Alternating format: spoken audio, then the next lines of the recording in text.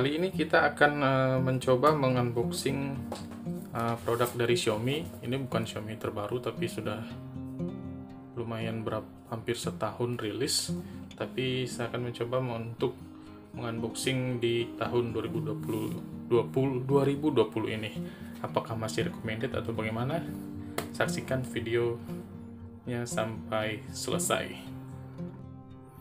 Oke, dari bagian depannya di sini terlihat gambar HP-nya, yaitu ini seperti ini, dan di sini terdapat di logo Xiaomi. Di sininya terdapat tulisan garansi resmi Xiaomi, kami buatan Indonesia.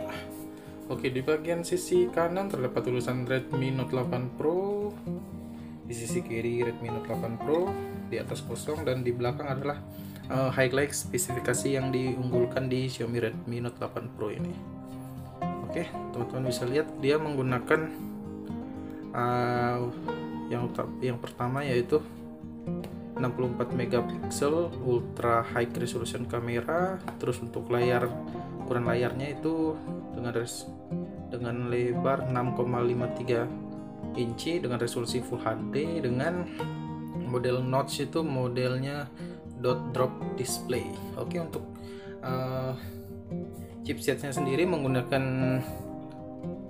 Helio G90T, itu salah satu chipset dari MediaTek yang diutamakan untuk performa gaming.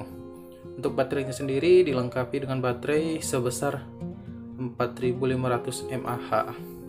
Oke, di sini saya ambil untuk varian warnanya itu warna forest green. Untuk varian RAM 6GB dan internal storage 64 GB. Ya, kita langsung buka saja isi dalam boxnya apa semua.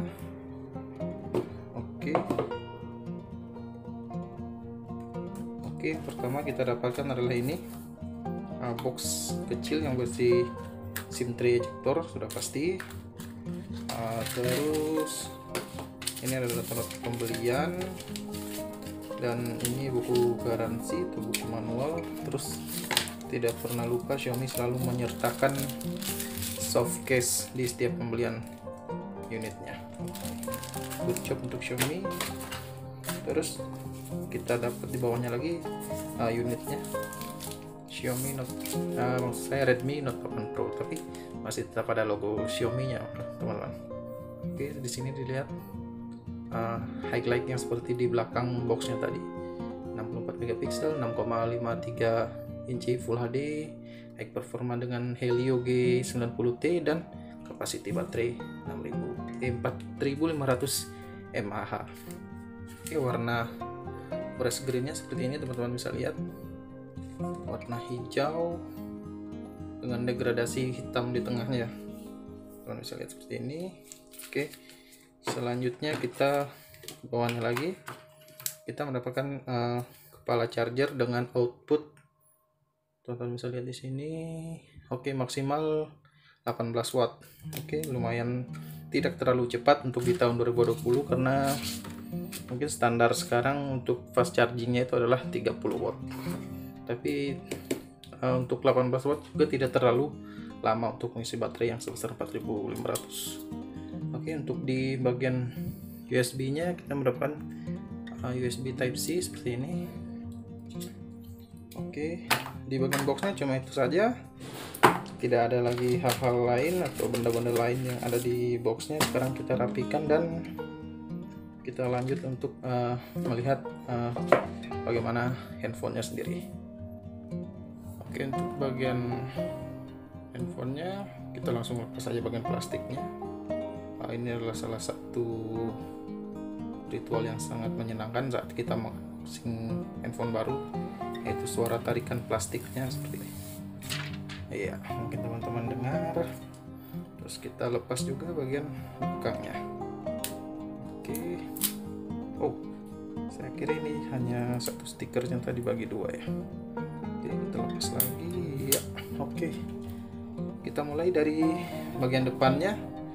Saya hidupkan saja. Untuk bagian depannya menggunakan resolusi layar Full HD Plus dengan lebar 6,53 inci. Di bagian depan kita terdapat kamera depan.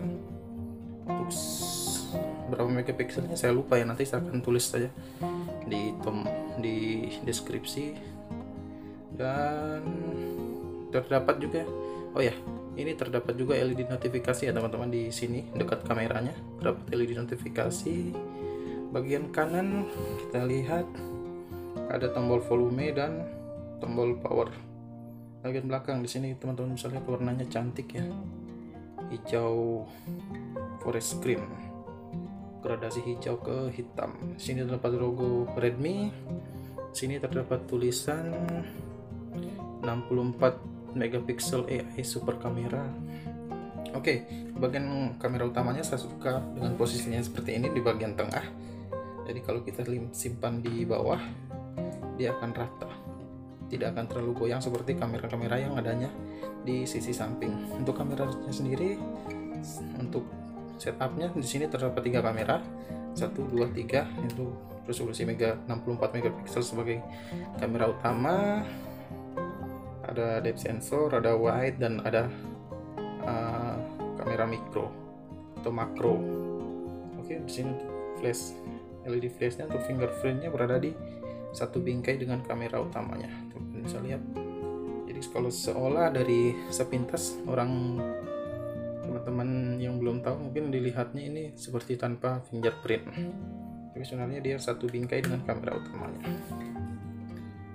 Untuk bagian sisi kiri, sini sisi kirinya tunggu ya, terdapat SIM tray, slot SIM. Untuk slot SIM-nya kita lihat.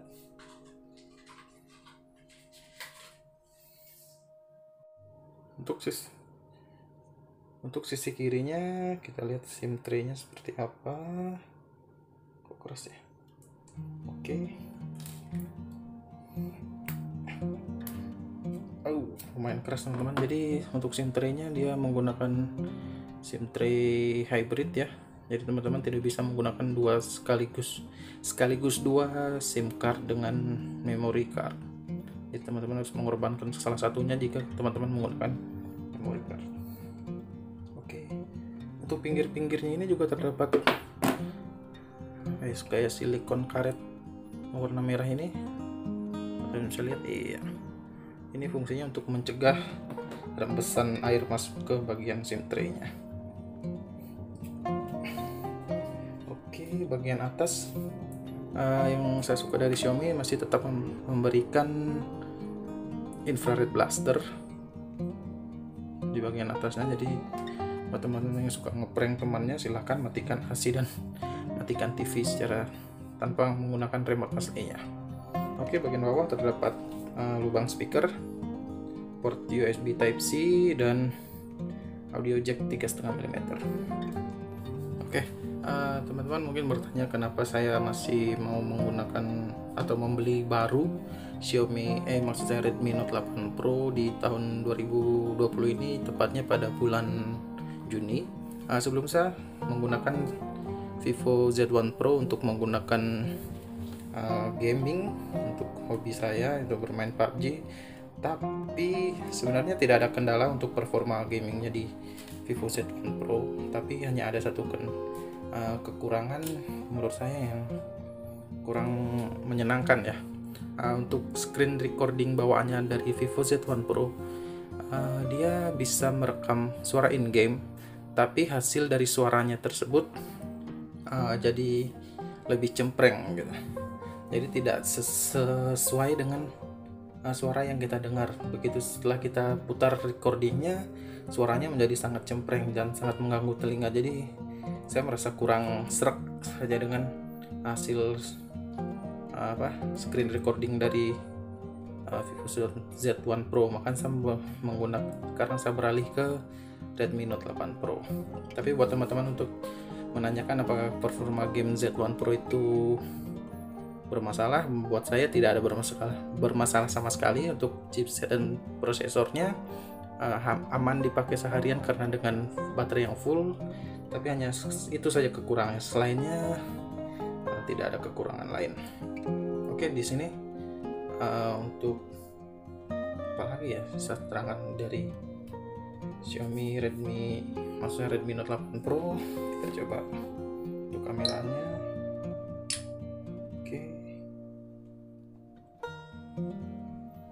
Untuk kamera di ruangan yang minim cahaya, teman-teman bisa lihat seperti ini. Gambarnya cukup detail, ya khasnya Xiaomi lah, teman-teman bisa tahu kayak gimana. Terus untuk kamera depan, oke, untuk kamera depan juga tidak buruk untuk di ruangan yang minim cahaya. Sepertinya untuk spesifikasi review lengkapnya ada di channel-channel lain yang sudah mereview jauh sebelum saya hanya menceritakan sedikit kenapa saya memilih mengganti handphone gaming untuk PUBG saya dari Z1 Pro ke Redmi Note 8 Pro. Itu kendalanya cuma di screen recordingnya saja.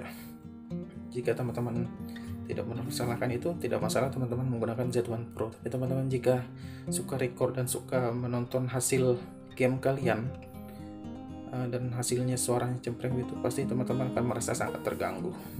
Tapi untuk di Xiaomi saya belum pernah menemukan screen record yang suaranya tidak sesuai dengan suara in-game ya. Oke.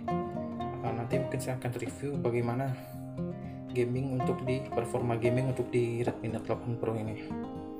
Untuk kamera resolusi 64 megapiksel seperti ini, teman-teman bisa lihat. Oh ya, untuk layarnya sendiri bisa menampilkan HDR ya. Lumayan canggih sih untuk di harga segini. Terus terdapat juga kelebihannya NFC, tapi saya juga tidak pernah menggunakan NFC, jadi ada dan tidaknya tidak berpengaruh penting buat handphone ini. Oke. Mungkin sekian video kita hari ini.